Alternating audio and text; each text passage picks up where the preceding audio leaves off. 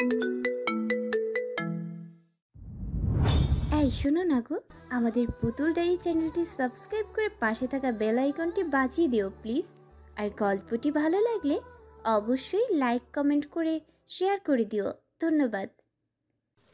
প্রায় বিকেল হয়ে এসেছিল, কিন্তু বড় ঘরে সময়, কাল ও আলোর অস্তিত্ব নেই। আব্দুল আহাদ কয়েক লোকমা খাবার মুখে দিয়ে গল গল করে বমি করে ফেলল এবং শেষের দিকে বমির সঙ্গে রক্তের ছোপ ছোপ উঠে এলো। অন্তু বসলে আব্দুল আহাদ অন্তুর হাতখানা চেপে ধরে, আবার বমি করতে চায়। পেটে খাবার পড়ে না কতদিন ঠিক মতন, লালা ঝরল শুধু, সাথে রক্ত। জয় গপাগপ আরামেই খেয়ে উঠল। আব্দুল আহাদ মেঝের উপর টান টান হয়ে শুয়ে পড়ে। অন্তু জগ ভরে পানি এনে মাথায় দেয়। খাওয়ার পানি চাইলো, কিন্তু খেতে পারল না। অন্তু এক দৃষ্টিতে চেয়ে থাকে আব্দুল আহাদের জীর্ণ মুখটার দিকে। অন্তু যতবার বড় করে এসেছে বাচ্চারা স্বস্তি পায়। সবাই অন্তুর দিকে চাতকের মতো চেয়ে থাকে, কিন্তু আশা করে। তারা জানে না অন্তুর হাত বাঁধা, এটাও জানে না অন্তু আজ ভীষণ নিষ্ঠুর, উদ্দেশ্য প্রবণ, স্বার্থপর। অন্তু কিছুই করল না। সে আজ একটু তামাশা করতে চায় না। জয় আমিরের সঙ্গে আপাতত সে একটু রেশারেশি করতেই চায় না। সে এখানে আজ ইনিয়ে বিনিয়ে থাকতে চায়।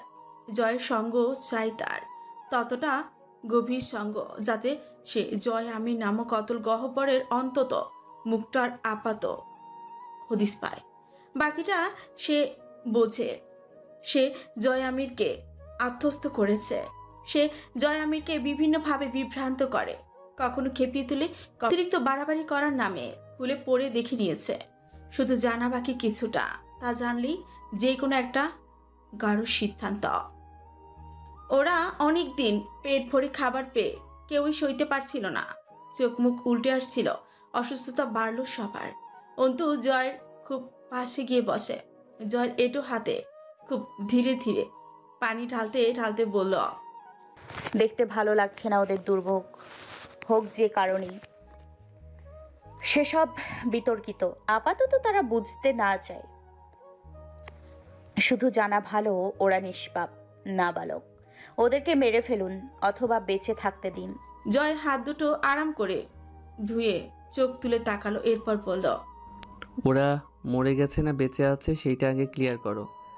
ওরা বেঁচে থেকে থেকে রোজ মরছে। আপনি বোধহয় বোঝেন এই বেঁচে থাকাটা। ভ্রু উঁচায় জয়। আমি বুঝি নাকি? বোঝেন। আপনি এভাবেই বেঁচে বেঁচে মরেছেন বহুকাল। তাই নাকি? তাকালো জয়। আন্দাজে ঢিল ছুড়লে আম পড়বে, দেখা গেল ঢিল আমের গায়ে না লেগে গাছের ডালের মৌচাকে লাগলো। এরপর মৌমাছির কামড়ের ভয় পেতে বলছেন? জয় হেলে দুলে হাসলেও ক্ষেত্র বিশেষ চরম স্বল্পভাষী হিসেব ধরা পড়েছে জয়।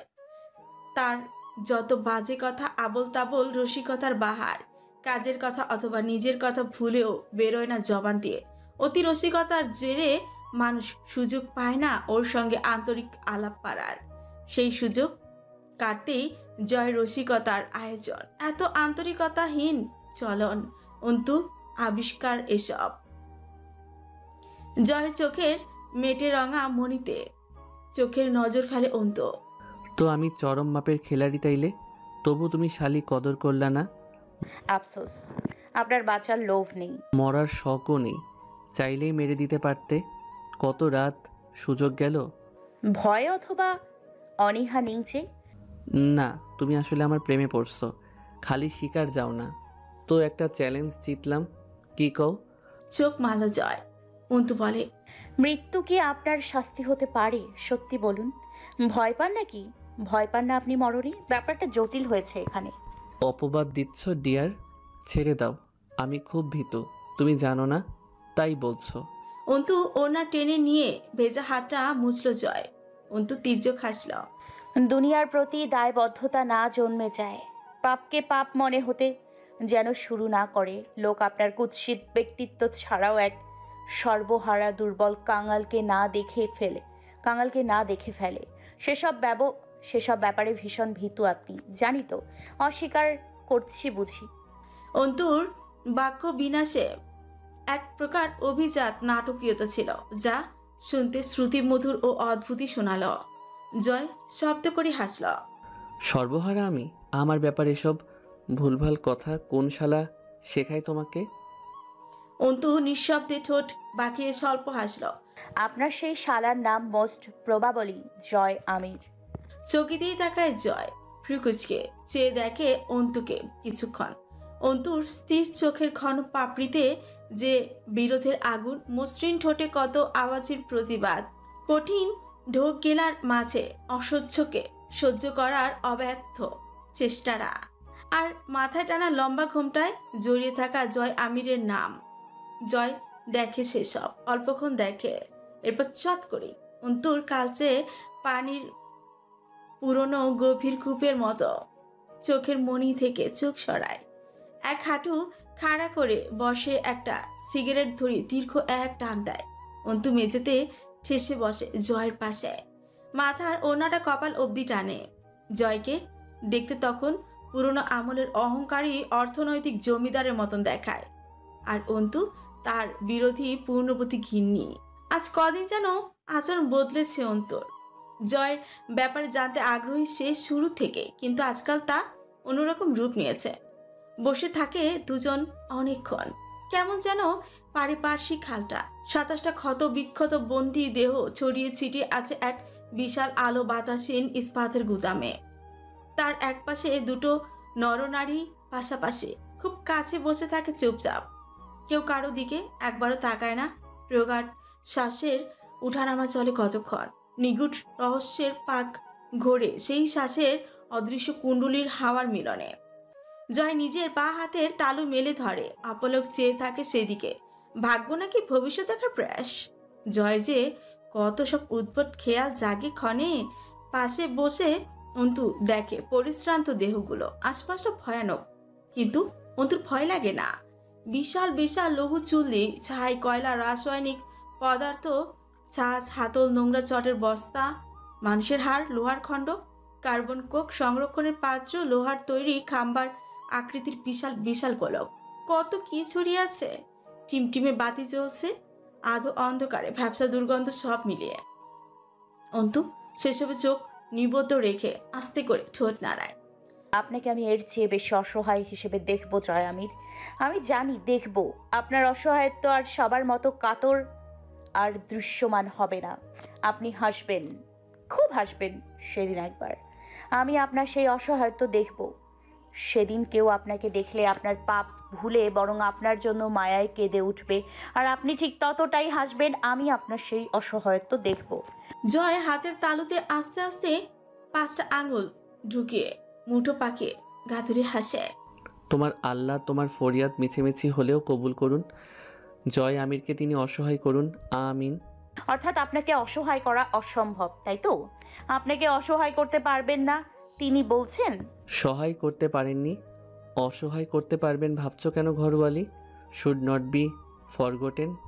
ঘর ভাঙতে সেই ঘরামির দরকার পড়ে, যে ঘরামি ঘর বানিয়েছিল, অর্থাৎ ভাঙতে পারেন কেবল তিনি, গড়েছেন যে। আর আপনার ধারণা আপনাকে আপনি গড়েছেন, ভাঙলে কেবল আপনি ভাঙতে পারবেন, আর কিছুই না, তাই? অন্তু না তাকিয়েও টের পায় এতক্ষণে জয় তাকিয়েছে তার দিকে। সে তাকায় জয়ের চোখে, দুজনেরই চোখ জল জল করে জলে ক্ষণকাল। কোনো এক মুহূর্তেই দুজনই একসাথে চোখ ফেরায় দুই দিকে।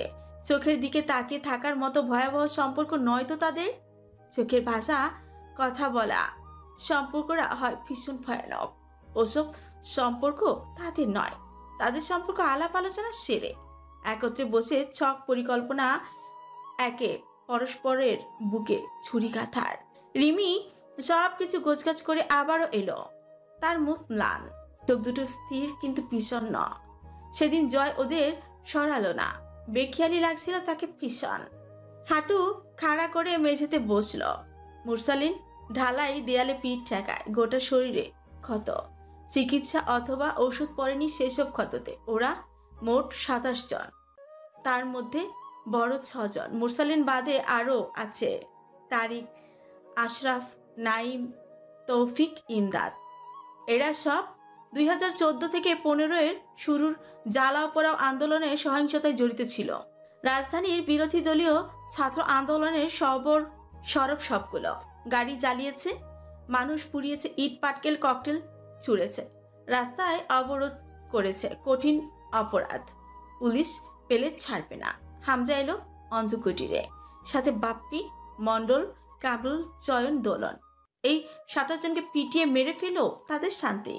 এখন আর স্টেটমেন্ট বা হদিস দরকার নেই। তবে একদম আলোচনাহীনভাবে কারো গায়ে হাত লাগানো যায় না। জয় ও হামজা বসে রইল চুপচাপ, তাদের কোনো কাজ নেই। অন্তর ওনার এক প্রান্ত ধরে দাঁড়িয়ে রইল রিমি। মুরসালিন নিজেদের সপক্ষে কথা বললেও কথা বলা যায় না, কথাও যুক্তিতে পটু হওয়া উচিত।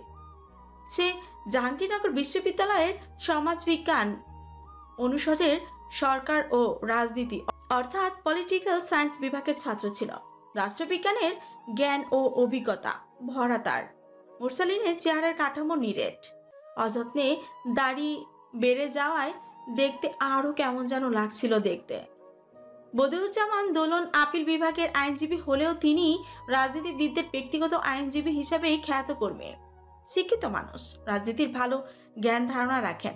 তিনি মুরসালিনকে জিজ্ঞেস করলেন, এই যে এইসব রক্তারক্তি কর্মকাণ্ড করে বেড়াও, লাভ কি হচ্ছে? মুরসালিন স্বভাবসুলভ হাসল। একটা গল্প শুনবেন স্যার? গল্প? জি স্যার, গল্প।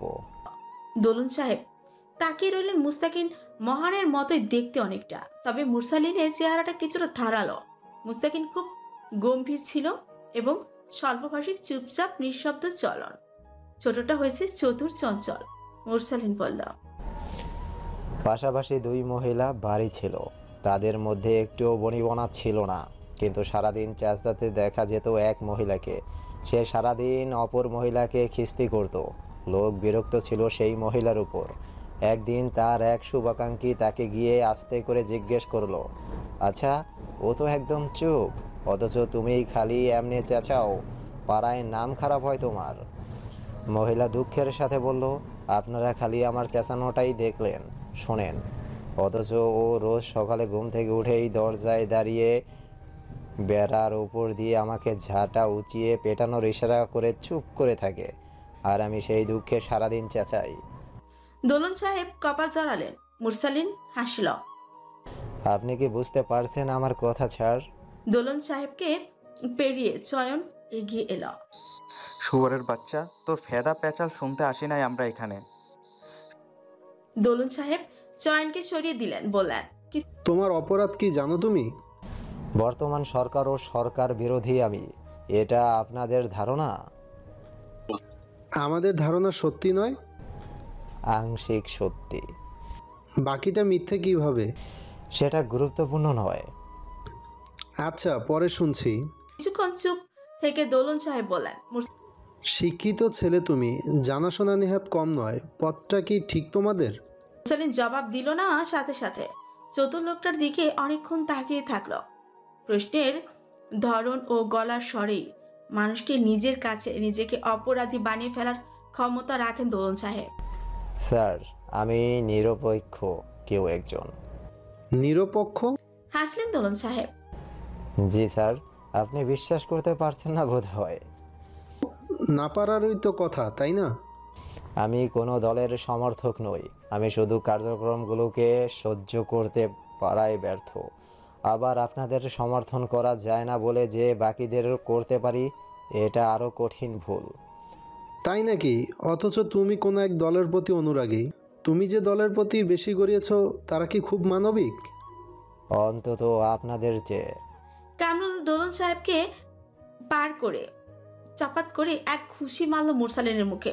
দাঁতের কোনা বেয়ে রক্ত বেরিয়ে মুখটা ভরে গেল। মুরসালিনের হাত খোলা ছিল, তবু প্রতিক্রিয়া দেখালো না কোনো। আমাদের চাইতে ওরা মানবিক, যার যোদ্ধা পুরোহিতদের সমর্থন নিয়ে জোট করে আর দেবদারস মানুষ মারে, ওরা মানবিক। বাপি মণ্ডল খেকি উঠল। মানুষ মারার কথা বলছেন? কি আশ্চর্য! সাগর কেন নদীকে দোষারোপ করবে বুকে পানি ধারণ করায়? কি বলতে চাও তুমি? দোলন সাহেব বললেন, স্যার, কথা বলে অনেক হয়ে যাবে, বলবো কি? আর শর্ত হলো, আমি যতক্ষণ কথা বলবো আপনারা শুধুই শুনবেন, না কোনো জবাব, না প্রতিক্রিয়া। পরে দেখবেন যা জমে, ততক্ষণে আমি তো পালাচ্ছি না। অন্তু দীর্ঘ করে শ্বাস টানো। তার নিজের ওপর থেকে আত্মগ্লানির বোঝা নামছে না। তার প্রতিবাদ তাকে তিলে তিলে ক্ষয় করেছে, সাথে সব কেড়েছে। এই গ্লানিটা আনা বড় কষ্টের, অথচ আজ সৈয়দ মুরসালিন মহানের মুখের আত্মগরিমা এক একটা সোচালো বানের মতো, কথার তীর আর যুক্তি তার ভয় কাটাচ্ছিল।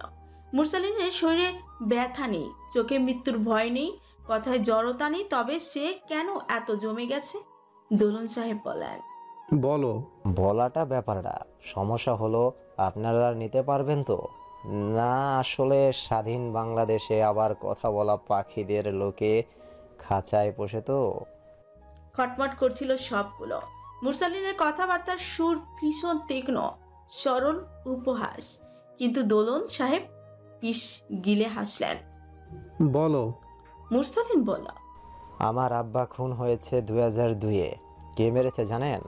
আন্দাজ করতে পারি।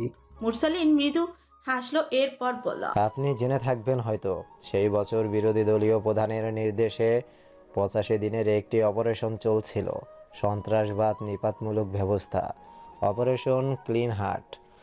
যদি বলেন ওই দলকে সাপোর্ট করার একমাত্র কারণ বলো, সেই একটা কারণ এটা হতে পারে।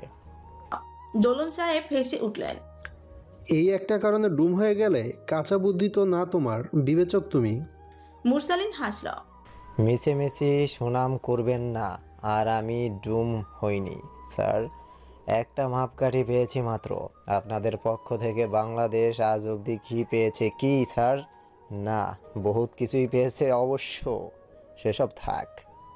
মূলত তথাকথিত স্বাধীনতার যুদ্ধে জিতে পাওয়া এই তথাকথিত স্বাধীন বাংলাদেশ আজ অবধি বাংলাদেশের রাজনৈতিক দলের থাকার কোনো পক্ষের কাছেই কিছু পায়নি, শুধু ক্ষয় ছাড়া।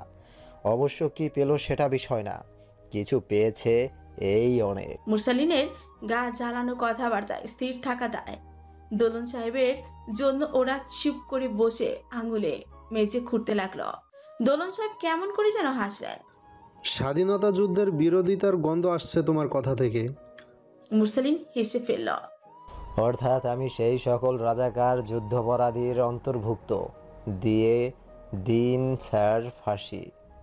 দেশের শত্রু দশের শত্রু নিপাত হোক, নিপাত হোক। এমদাদ সম্মুস্বরে বলে উঠল। একটা ঝংকার উঠে গেল এবার সবার স্বরে, সেই সব ক্লান্ত কণ্ঠে মলিন উপহাস। মুরসালিন বলল, স্যার, বর্তমান দেশে যে কয়টা দল শীর্ষে আছে তাদের একটাও দেশ পরিচালনাকারী নয় স্যার। চোষক শোষক মিশ্র ভণ্ড সব স্যার। সবাই শুধু দেশটাকে হাতে রাখতে চায়, তবে এটাও ঠিক চাইবেই নাই বা কেন? তাদের সবার কারো না কারো কৃতিত্ব আছে সেই মহান মুক্তিযুদ্ধে। তার একটা প্রতিদান তো সবার প্রাপ্য। সেই প্রতিদান হলো দেশের গদি, যা কেউ ছাড়তে রাজি নয়। মুরসালিন হাসল। ছাড়বেটা কেন? কারো বাপের দেশ, কারো স্বাধীন দেশ। ছাড়বেটা কেন? কারো বাপের দেশ, কারো স্বামীর দেশ। ছাড়ার মতো ব্যাপার নাকি? উত্তরাধিকারী সূত্রে আইনতভাবে দেশ তাদের, কিন্তু সমস্যা হলো স্যার, ভাগী শরীফ অনেক কিন্তু দেশ একটাই। আমরা যতই নিজেদের দুঃখ বলি সবচেয়ে বিপদে, কিন্তু স্যার দেশেই আছে। ভেবে দেখুন, একা সে কতজনে হবে? কত লোককে মিলে তাকে পাকিস্তানের শাসন থেকে মুক্ত করেছে। কত লোকে মিলে তাকে পাকিস্তানের শাসন থেকে মুক্ত করেছে। ভারতবর্ষ থেকে ইংরেজ যাবার পর সেখানেও এমন হয়েছিল জানেন তো? সেসব বিপ্লবীরা ইংরেজ তাড়িয়ে ভারত স্বাধীন করলো। স্বাধীনতার পর দেশের গদি নিয়ে ওদের মধ্যেই কামড়াকামড়ি লেগে গেল। স্বাধীনতার পর নিজেদের এই দেশ ভাগ বাটোয়ারা নিয়ে আরও ভয়াবহ পরিস্থিতি তৈরি হয়েছিল, যা ইংরেজ সরকারের আমলের চেয়েও ভয়ানক। কারণ গৃহে যুদ্ধের চেয়ে ভয়ঙ্কর কিছু নেই। অন্তু নিনিমেষ তাকিয়ে শুনছিল সবকিছু। তার বুকটা কাঁপলো, ইচ্ছে করলো মুরসালিনকে বাধা দিতে। মুরসালিনের বাঁচতে হবে, ওরা ফুরিয়ে গেলে কেয়ামত হবে দুনিয়ায়। অন্তুর মনে হলো মুরসালিনের ভাবনার মতো খাঁটি ভাবনার হয়ই না। দেশের সব দলই তো একমাত্র ক্ষমতা চায়, নিজেদের অস্তিত্বের যোগান অর্থাৎ ক্ষমতা। কেউ তো ছাড়তে চায় না, কেউ ত্যাগ করতে রাজি নয়। কিন্তু মুরসালিনের কি ভয় পাওয়া উচিত নয়? ওকে মেরে ফেলবে এরা, তারপর এভাবে এসব ভাববে কে? দোলন সাহেব শক্ত হয়ে বসে রইলেন।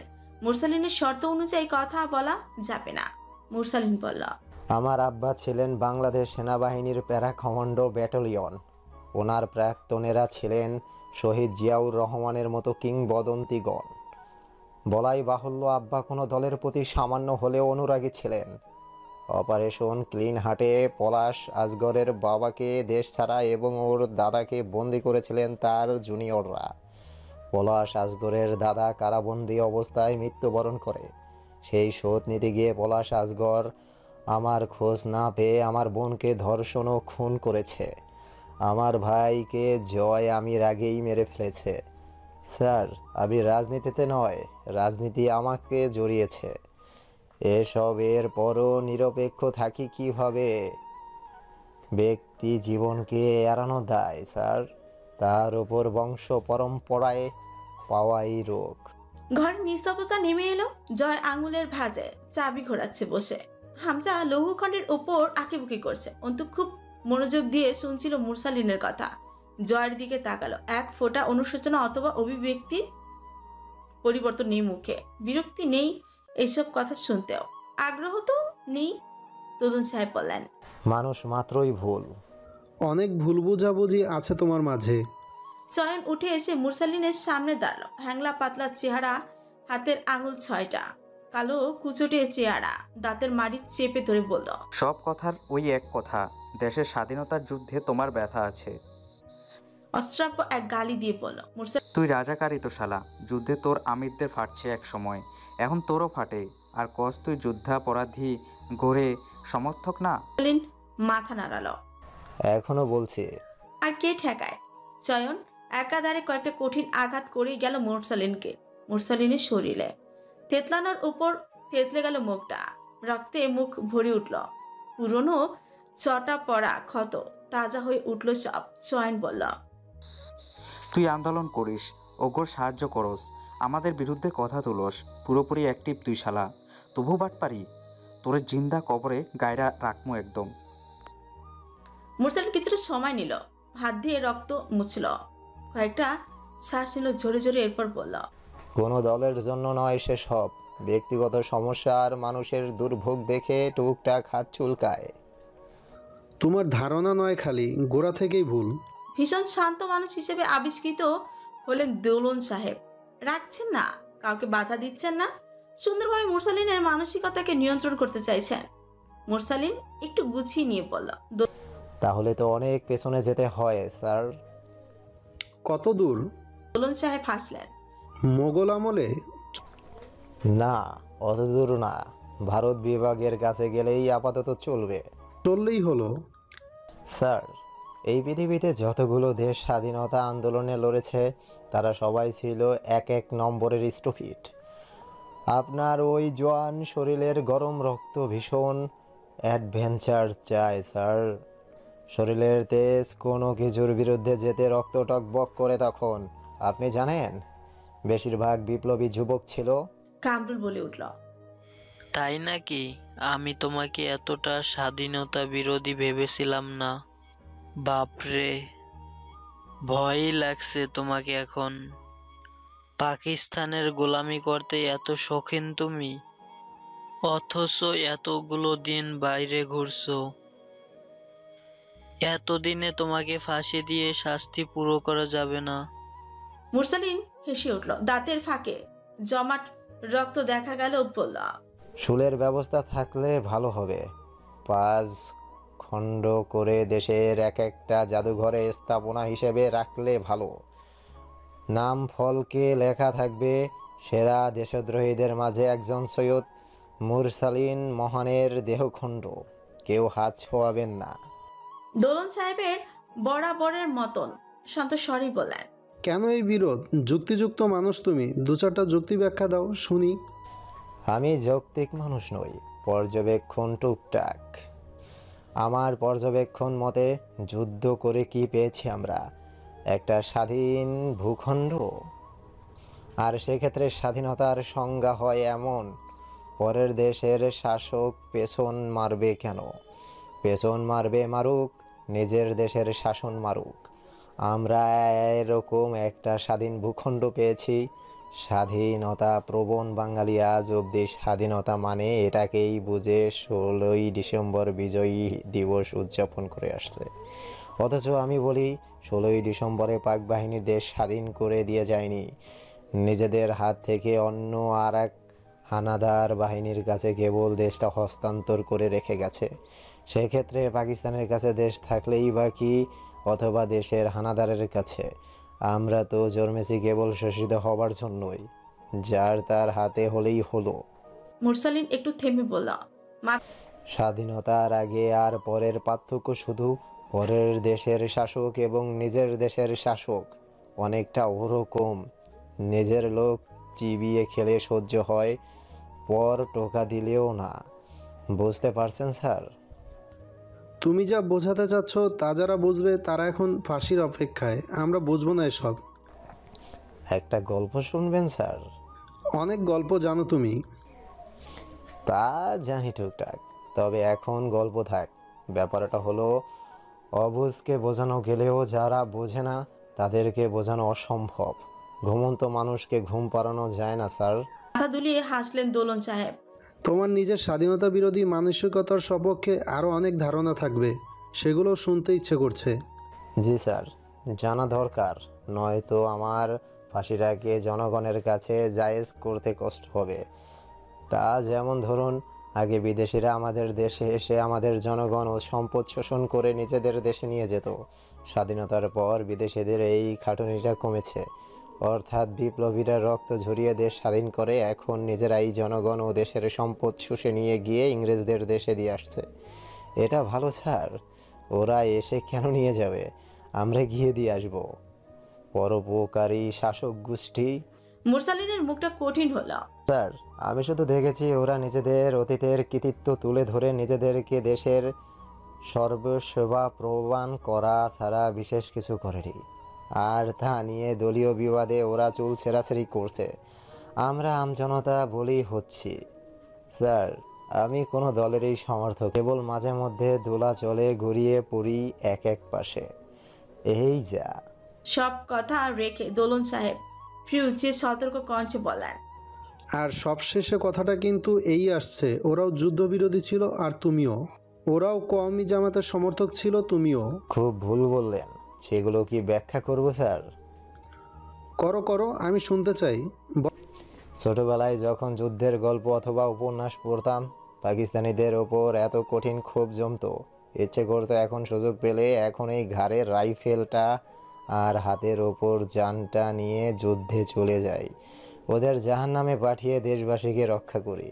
মুরসালিন জোরে জোরে হাসল। বাচ্চা ছিলাম স্যার, বুঝতাম না, কিন্তু এখন একটু একটু করে বড় হলাম। এরপর দেখলাম পরের দেশের শাসকেরা এতটা ভয়ানক ছিলই না বাঙালি জাতির ওপর। তথাকথিত সেই স্বাধীনতার পর থেকে বাঙালির সাথে যা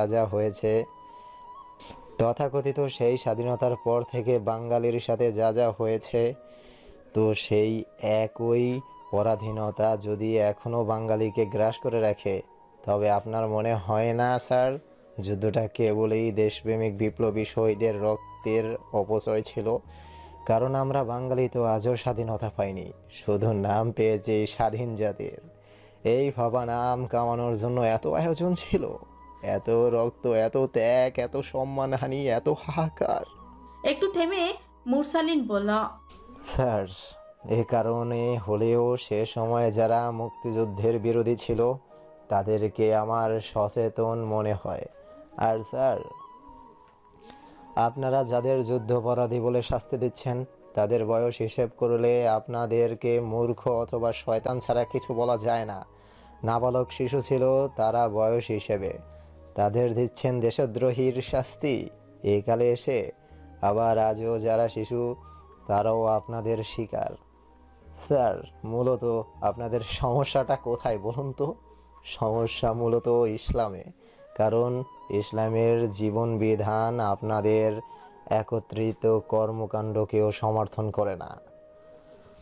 সমস্যা আপনাদের মূলত কথা বলা মুখে, যে মুখগুলো মূর্খ বোকা বাঙালিদের সম্মুখে আপনাদের স্বরূপ তুলে ধরে নিজেদের বয়ানের মাধ্যমে সমস্যা মূলত আপনাদের অনৈতিতে, যে নীতি শিবিরের ছেলেরা ঘুরিয়ে দিতে চায়। তাই যেন দেশে আর কোনো বিবেচক মুক্তিপ্রেমী গরম রক্তের যুবক তৈরি না হয়, সেই ব্যবস্থা করেছেন আপনারা। যারা তৈরি হচ্ছে বা হওয়ার সম্ভাবনা আছে তাদের মিটিয়ে দিচ্ছেন। আপনাদের সমস্যা নেই জয়দের থেকে, কারণ ওরা আপনাদের কাছে অনৈতিক সুবিধার সব রকম প্রশ্রয় পেয়ে অন্ধ। ওরা অবিচক, ওরা আপনাদের কাছে ঋণী, তাই বিরুদ্ধে বলার মানসিকতা হবে না ওদের। অথচ আপনারা কোথাকার কোন মিছে মিছে যুদ্ধপরাধী, কোথাকার কি টেনে এনে পথ সাফ করছেন। কৌশল ভালো, তবে সস্তা।